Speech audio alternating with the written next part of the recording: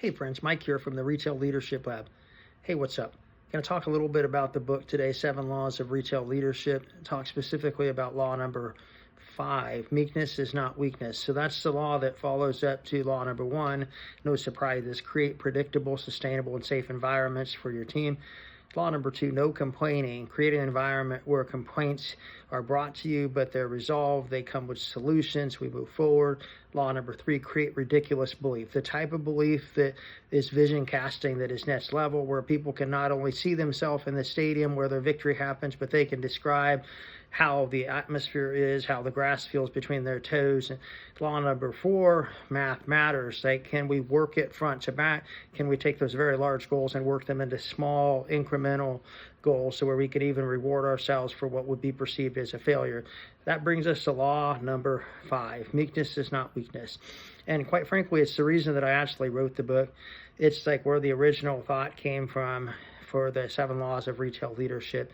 If you work long enough, we've all had a horrible boss or 2 or 3 or 5 or 10, right? So these are the type of people that think that they were put in charge, and the second that they were put in charge, that they immediately had influence because they had title, they had positional power, and they use that power like in ways that make the workforce uncomfortable, to create fear.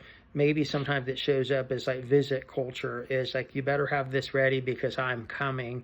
So it sends you and the team into a frantic state of preparation that is misguided. You're not preparing for the right thing. You're not preparing for the guest, the client, the customer, the person that actually signs their check. You're preparing for some person that has some level of perceived authority simply because they were given a title. Maybe a title that they didn't even in your eyes earn. So once upon a time, I had a leader, and this particular person, this was during a 13-year stretch where I worked for one major Fortune 500 company. And in that 13 years, I had 11 different senior leaders that I reported to. And I would say the vast majority of them were great people. But I had 2 that were not. And one particular leader that was early in my career, this person demanded like every second of your time, like whether it was personal or professional. Like, they owned you, and said just as much that's why that you're soured. And so this particular leader called me one day, early into like his tenure being over my geography, and he was like, "Hey Mike, you got a second?" And I'm like, "Hey boss, just quick heads up, I just stepped in the restroom." And his response wasn't "call me back" or "hey, you didn't have to pick up" or anything like that. It was, "Great, I know for sure I have your undivided attention now." And then he proceeded to tear into me for something that was not even happening inside of my geography, but in a neighboring geography 150 miles away, somebody that I was mentoring. And so like, that is the opposite of meekness. That's somebody who's out there seeking confrontation, using their position as the bully pulpit, and really doesn't seek to like elevate people, lift them up, create dreams, and change trajectories. So on the opposite side, like, I've had some great leaders, man. I've had some really amazing leaders. The type of leaders that they call you, and you can tell that they've genuinely slowed down to learn what's going on in your life personally and professionally, and that they are soft men and women at heart. And those are the type of people that when they do that, like, the world might look at that and they might think that it's weak, but in fact, like, that softness, that meekness, I don't know about for y'all, but for me, that's what makes me want to run through a wall for that person. Like, when that person behaves that way, I want to go slay all the dragons, run through a wall, do whatever is necessary. They have tremendous influence over me when they do that, when they first seek to be curious and to, rather than to be judgmental and jump to conclusion. Like people that are meek, that not only are they not confrontational, like, you don't find them like that, they don't operate out of fear either. It's funny because like meek is a position of courage.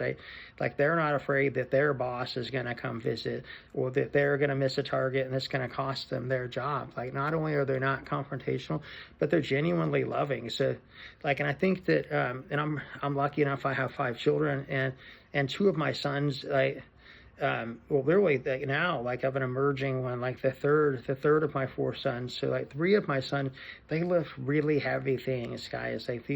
Like I don't want to get into the numbers because I think that everybody's bench press and squat and deadlift is all relative to their weight, but we'll just say they lift really, really heavy things, and they've worked to a point where they can absolutely be proud of their bodies for the things that they're able to pick up and put down.